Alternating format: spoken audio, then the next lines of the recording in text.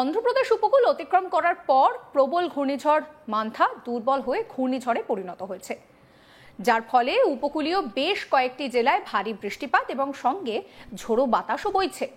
মৌসুম ভবন সূত্রে জানা গিয়েছে যে উপকূলীয় অন্ধ্রপ্রদেশের ওপর দিয়ে তীব্র ঘূর্ণিঝড় মান্থা 10 কিলোমিটার প্রতি ঘন্টা বেগে উত্তর পশ্চিম দিকে অগ্রসর হয়ে ঘূর্ণিঝড়ে পরিণত হয়েছে। ঝড়টি ক্রমশই শক্তি হারাচ্ছে। পশ্চিম গোদাবরী, কৃষ্ণা এবং পূর্ব গোদাবরী জেলায় ভারী বৃষ্টিপাত হচ্ছে, সঙ্গে বইছে ঝোড়ো হাওয়া। নিচু এলাকাগুলিতে বন্যার জন্য সতর্কবার্তাও জারি করা হয়েছে। বুধবার ভোরে প্রবল ঘূর্ণিঝড় মান্থা অন্ধ্রপ্রদেশ এবং মাছলিপত্তনম এবং কলিঙ্গপত্তনমের মধ্যবর্তী ইয়ানান উপকূলে আছড়ে পড়ে। মধ্যরাতের কিছু পরেই ল্যান্ডফল প্রক্রিয়া শুরু হয়, আর তারপর সেটি সম্পন্ন হয়েছে, যার কারণে গাছপালা উপড়ে যায় এবং বেশ কয়েকটি জেলায় বিদ্যুৎ সরবরাহ ব্যাহত হয়। আবহাওয়া দফতর জানাচ্ছে যে ঘূর্ণিঝড়টি দুর্বল হয়ে এই মুহূর্তে দাঁড়িয়ে গভীর নিম্নচাপে পরিণত হতে পারে। মান্থার পরবর্তী প্রভাব তেলেঙ্গানা, তামিলনাড়ু, ঝাড়খণ্ড এবং পশ্চিমবঙ্গের কিছু অংশে অনুভূত হওয়ার সম্ভাবনাও রয়েছে। আগামী কয়েকদিন এই রাজ্যগুলিতে কিন্তু বৃষ্টিপাতের পূর্বাভাস জারি করা হয়েছে।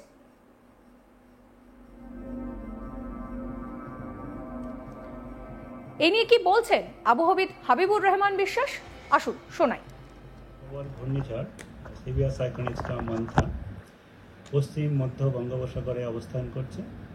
এটি সকাল 8:30টার সময় আজকে আমাদের অন্ধ্রপ্রদেশের ভাইজ্যাক থেকে এর কেন্দ্রবিন্দু 320 কিলোমিটার দূরে দক্ষিণ দক্ষিণ পশ্চিম দিকে, কাকিনাড়া থেকে দক্ষিণ দক্ষিণ পূর্ব দিকে 240 কিলোমিটার দূরে, আর গোপালপুর থেকে দক্ষিণ দক্ষিণ পশ্চিম দিকে 530 কিলোমিটার দূরে এর কেন্দ্রবিন্দুর অবস্থান।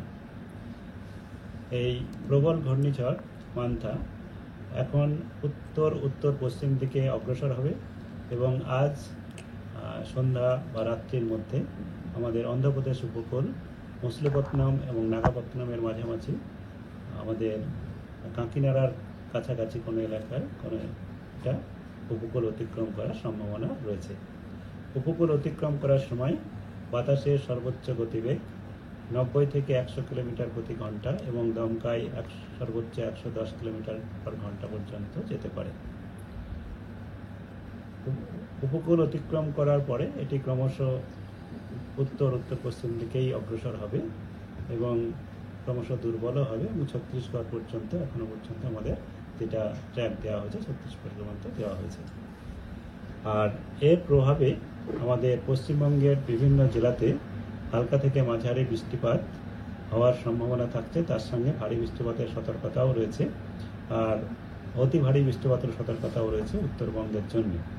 কারণ ঘূর্ণিঝড়টি উপকূল অতিক্রম করার পরে উত্তর উত্তর পশ্চিম দিকে সরবে এবং এর প্রভাবে এর যে অবশিষ্টাংশ থাকবে তার যে প্রভাব থাকবে এবং তার প্রভাবে বাতাসের গতি প্রকৃতি, বাতাসের নিম্নস্তরে যে পরিবর্তন আসবে তাতে প্রচুর পরিমাণে জলীয় বাষ্প আমাদের উত্তরবঙ্গের দিকে ধাবিত হওয়ার সম্ভাবনা রয়েছে।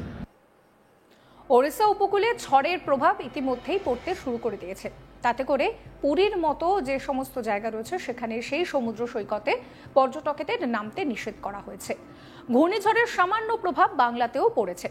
সকাল থেকেই দেখা গেল মেঘলা আকাশ, ঝিরিঝিরি বৃষ্টি চলছে। দক্ষিণবঙ্গে কিন্তু ভারী বৃষ্টির সতর্কবার্তা জারি করা হয়েছে। বিশেষত উপকূলের যে জেলাগুলো রয়েছে সেখানে কিন্তু ভারী বৃষ্টির সম্ভাবনা রয়েছে। সেক্ষেত্রে দাঁড়িয়ে উত্তর ও দক্ষিণ 24 পরগনা, পূর্ব ও পশ্চিম মেদিনীপুর, ঝাড়গ্রাম, পুরুলিয়া, পূর্ব ও পশ্চিম বর্ধমান, বীরভূম, মুর্শিদাবাদে ভারী বৃষ্টির সম্ভাবনা রয়েছে। 28 থেকে 31 অক্টোবর পর্যন্ত সব জেলাতেই ঝড় বৃষ্টির সম্ভাবনা রয়েছে। সব জেলাতেই বজ্রবিদ্যুৎ সহ বৃষ্টির সঙ্গে 30 থেকে 40 কিলোমিটার গতিবেগে বইবে দমকা ঝোড়ো হাওয়া। এই নিয়ে কি বলছেন আবহাওয়াবিদ হাবিবুর রহমান বিশ্বাস? শুনুন। দক্ষিণবঙ্গে আজকে মূলত সন্ধ্যার পর থেকে বা রাত্রের দিকে বৃষ্টিপাত হওয়ার সম্ভাবনা রয়েছে। উপকূলের জেলাগুলিতে অনেক জায়গাতেই, বাকি জেলাগুলিতে কিছু কিছু জায়গায় হতে পারে বিক্ষিপ্তভাবে। আর ভারী বৃষ্টিপাত পূর্ব মেদিনীপুর এবং দক্ষিণ 24 পরগনা জেলার 1-2 জায়গায় হতে পারে। আর আগামীকাল দক্ষিণবঙ্গে অনেক জায়গাতেই হালকা থেকে মাঝারি বৃষ্টিপাত সব জেলাতেই হওয়ার সম্ভাবনা। ভারী বৃষ্টিপাতের সতর্কতা রয়েছে আমাদের পূর্ব পশ্চিম মেদিনীপুর, ঝাড়গ্রাম এবং দক্ষিণ 24 পরগনা জেলায়। এই জেলাগুলিতে ভারী বৃষ্টিপাত এক দু জায়গায় হতে পারে। তবে মূলত বেশি সম্ভাবনা আমাদের হালকা থেকে মাঝারি বৃষ্টিপাত হওয়ারই। আর যেটা হবে বজ্রবিদ্যুৎ সহ, তার জন্য বজ্রপাতেরও সতর্কতা সব জেলাতেই আছে, এটা বিক্ষিপ্তভাবে হতে পারে। আর 30 তারিখে আমাদের দক্ষিণবঙ্গের জেলাগুলিতে প্রায় সব জায়গাতেই হালকা থেকে মাঝারি বৃষ্টিপাত থাকবে। পুরুলিয়া, পশ্চিম বর্ধমান, বীরভূম, মুর্শিদাবাদ জেলার মধ্যে এক দু জায়গায় ভারী বৃষ্টিপাত হতে পারে বলে সতর্কতা দেওয়া হয়েছে। 31 তারিখে মূলত আমাদের দক্ষিণবঙ্গের উত্তরাংশে বৃষ্টিপাত থাকবে। দক্ষিণের দিকটাতে বৃষ্টিপাত কমে যাবে একটু, তবে বীরভূম, মুর্শিদাবাদ জেলায় ভারী বৃষ্টিপাত হতে পারে। 1 তারিখ থেকে বিক্ষিপ্ত হবে এক দু জায়গায় বৃষ্টিপাত হতে পারে। 2 তারিখে মূলত ড্রাই ওয়েদার থাকবে। এবার আসি উত্তরবঙ্গের আবহাওয়া কিরকম থাকবে সেই আপডেটের দিকে। উত্তরবঙ্গে ভারী থেকে অতি ভারী বৃষ্টির সতর্কবার্তা জারি করেছে আবহাওয়া দপ্তর। 31শে অক্টোবর উত্তরবঙ্গের দার্জিলিং, কালিম্পং, আলিপুরদুয়ার, কোচবিহার, জলপাইগুড়িতে অতি ভারী বৃষ্টি অর্থাৎ 200 মিলিমিটার পর্যন্ত বৃষ্টিপাতের আশঙ্কা রয়েছে। ওই দিন ভারী বৃষ্টি হবে মালদা এবং উত্তর দিনাজপুর জেলাতেও। 30শে অক্টোবর মালদা, উত্তর ও দক্ষিণ দিনাজপুর, দার্জিলিং এবং কালিম্পং, একই সঙ্গে জলপাইগুড়ি, এই সমস্ত জায়গায় ভারী বৃষ্টির সম্ভাবনা রয়েছে। 29 থেকে 31শে অক্টোবর পর্যন্ত উত্তরবঙ্গের সব জেলাতেই বৃষ্টিপাত চলবে বলেই জানাচ্ছেন আবহাওয়াবিদ হাবিবুর রহমান বিশ্বাস। কি বলছেন তিনি, শুনুন। আমাদের মূলত দক্ষিণাংশে যেমন মালদা, উত্তর দক্ষিণ দিনাজপুর জেলাতে বজ্রবিদ্যুৎ সহ বৃষ্টিপাতের সম্ভাবনা থাকছে এবং জলপাইগুড়ি জেলাতেও, তবে বিক্ষিপ্তভাবে।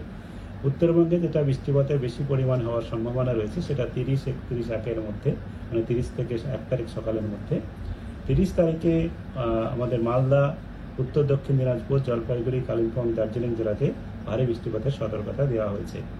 31 তারিখে যেটা হয়েছে সেখানে ভারী থেকে অতি ভারী বৃষ্টিপাত আমাদের উপরের 5টা জেলাতে, দার্জিলিং, কালিম্পং, জলপাইগুড়ি, আলিপুরদুয়ার, কোচবিহার, এইসব জেলাতে হওয়ার সম্ভাবনা রয়েছে। আর 1 তারিখে ক্রমশ সরে যাবে, তবে আলিপুরদুয়ার, কোচবিহার জেলাতে 1 তারিখে সকালের দিক থেকে দুপুরের মধ্যে ভারী বৃষ্টিপাত এক দু জায়গায় হতে পারে। এই হচ্ছে আমাদের উত্তরবঙ্গে। 2 তারিখ থেকে উত্তরবঙ্গেও আবহাওয়া উন্নতি হবে।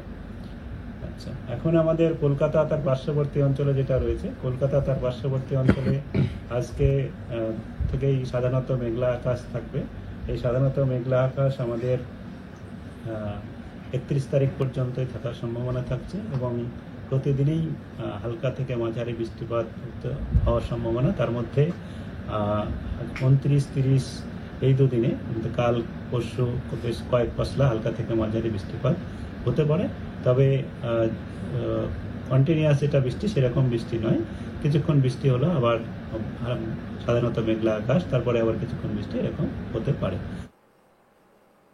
আবহাওয়ার আপডেটের পাশাপাশি রাজ্য রাজনীতি, দেশ দুনিয়ার সমস্ত খবর জানতে আপনাদের নজর থাকুক আজ তাক বাংলায়। চ্যানেলটিকে সাবস্ক্রাইব করবেন, নোটিফিকেশন পেতে বেল আইকনে ক্লিক করবেন, ফলো করতে ভুলবেন না আজ তাক বাংলার হোয়াটসঅ্যাপ চ্যানেলও।